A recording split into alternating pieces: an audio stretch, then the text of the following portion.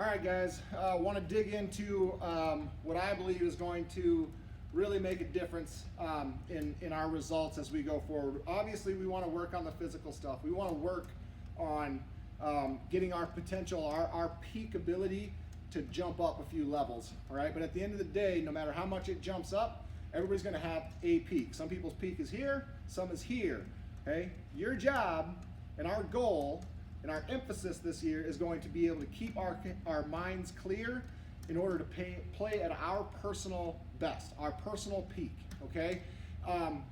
It doesn't matter if your personal peak, your best is here, but when you are mentally rattled, you play down here. The guy that's personal peak is here and doesn't get rattled and stays here even when things go badly, that guy is gonna move through the program, he's gonna have long-term success.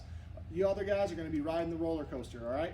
And I get it, like most of us, most of your coaches that played, we've all been through it. We've all dealt with those peaks and valleys. What we try to do is take it from a situation where we're going like this, okay? And maybe we're going like this. We're never going to be totally flatlined, but we got to control our emotions, all right? So we're going to have a huge emphasis this year on body language and controlling our emotions and having a professional approach to our at-bats.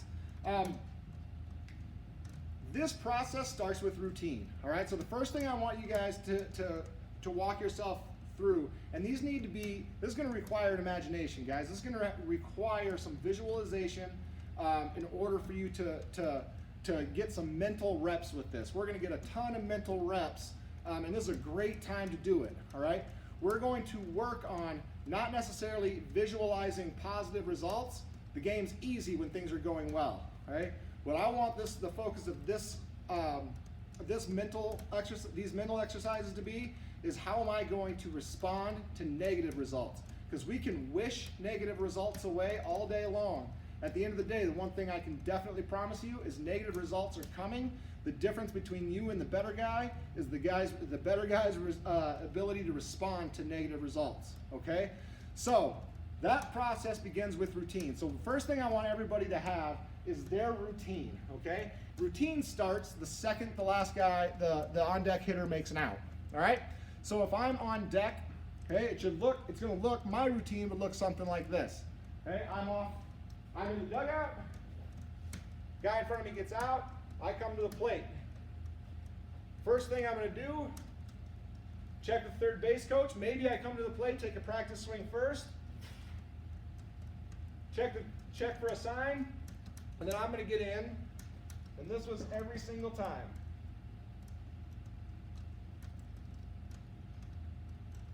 Okay, that was my routine. It's very simple. I've seen guys with more demonstrable routines with a lot of extra flash and flare and flavor. I don't care, it doesn't bother me necessarily, as long as it's consistent and it's something that you're going to do no matter whether things are going bad or whether they're going good. Okay, so if I've seen, there's some guys who will come up and they'll draw in the dirt, or I'm not encouraging it, but I don't really care. I've seen guys who will get into the box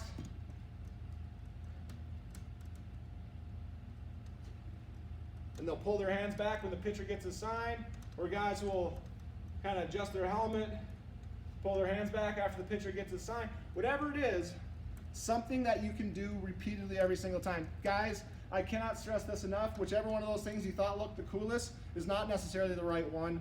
Please do not try to overcomplicate this.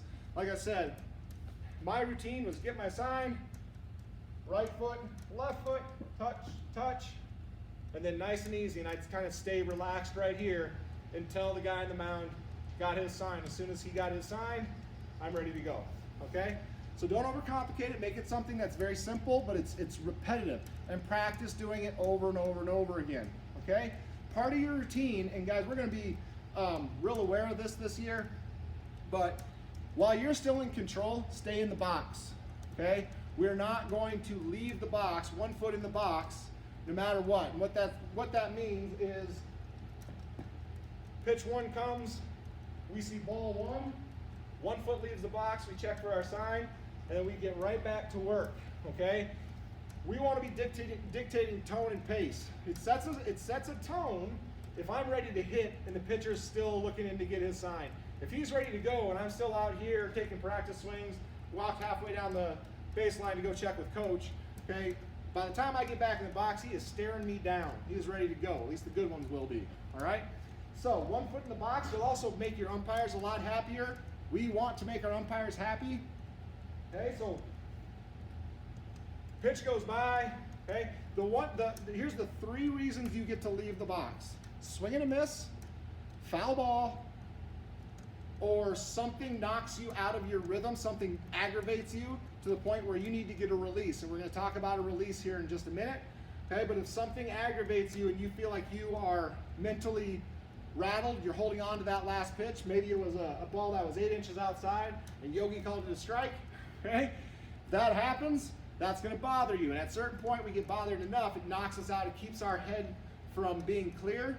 We need to get outside of the box, do something to get a release, and get back in with a clear head, okay? But those are the 3 reasons: swing and miss, and please, guys, write them down, do what you got to do. Swing and miss, foul ball, or I need to get a release. Those are your 3 reasons for leaving the box, okay? Called strike 1, that's a good pitch, boom, fine, I'm still in control. Understand the message that that sends. Yes, it was a strike, no, I don't care. I'm still gonna hit a double, right? If I give him this one every single time, strike 1, you know, darn it. What message does that send, right? You're giving them power. We keep the power. When we stay in control, we stay in the box, we keep it, right? Now, so number 1, have your routine, mental reps. Picture yourself walking from the dugout to the plate, going through the whole thing, right? Strike 1, step out. Ball 1, step out, okay? And then we'll go through the rest of the at-bat. But these mental at-bats can play huge dividends and give you real, simulate real experience the best we can, all right? If you watch a professional hitter, rarely will they freak out. Sometimes they freak out, argue with the umpire, they get thrown out of the game. But more often than not, you'll see guys that might disagree with a call, even if it's strike 3. They'll just toss their bat, flip their helmet to the dugout, and go play ball, right? Be professional in your approach to this thing. I don't care if you're 14 or 18, be professional, right? There is no reason to look at the coach and give me one of these or anything like that, okay? And there's absolutely never a reason to look back at an umpire for any reason whatsoever.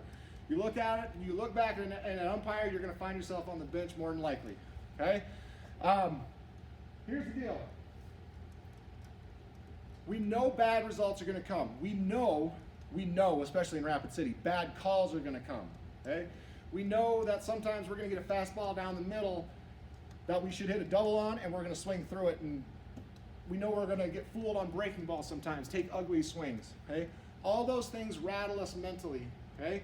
If that happens, if those things happen, those negative circumstances and results happen, figure out what your release is going to be, okay? So, and at bat, so when I talk about a release, I'll give you a few, like some people will fidget with their batting gloves.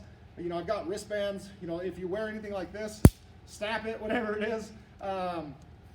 Some guys will do this deal, pick up dirt, rub it in your hands, whatever it is, have something that gives you a release, okay? Breathing is your first go-to. Breathing's your first release, okay? So if I went through an at-bat, a mental rep at-bat, it might look something like this, okay? Walk to the plate, sign from my third base coach, deep breath,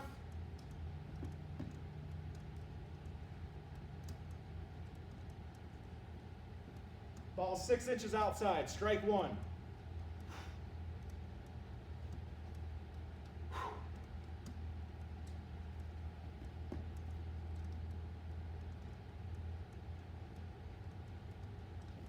Ball 8 inches outside, strike 2.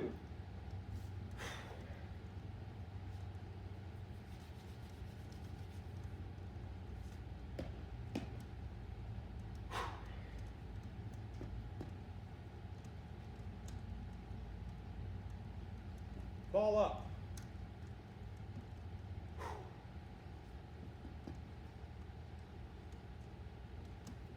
single through the middle, short through the middle with 2 strikes, something like that. There's a lot of different at-bats you can walk out. This has to be done in private. If you're doing it in front of a parent or a friend or a buddy or anybody else, you will feel awkward, you'll feel judged, you'll feel weird about it. Okay, do it by yourself so you can really put yourself on the field, visualize, and go through these things. The one thing I didn't get into with that is with 2 strikes. We'll have a 2-strike approach.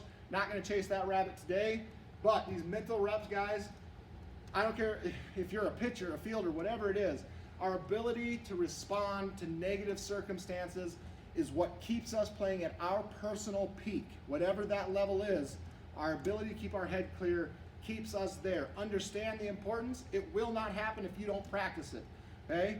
You're 14, at least 14, 15, 16, 18 years old, grow up. It's time to stop pouting about bad results and get in the box and get to work, all right? Keep your head clear, stay up, okay? The whole point of getting a release is so when I get back in, we get back in ready to hit. There's no getting back in, you know, we're already beat.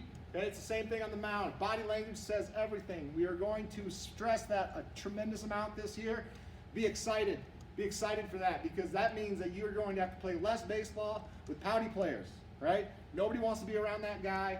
Okay, we're going to be good teammates. We're going to be unselfish, and we're going to be masters of the mental game, and it's going to start this week with your desire and your ability to work on mental reps and work on mental at-bats.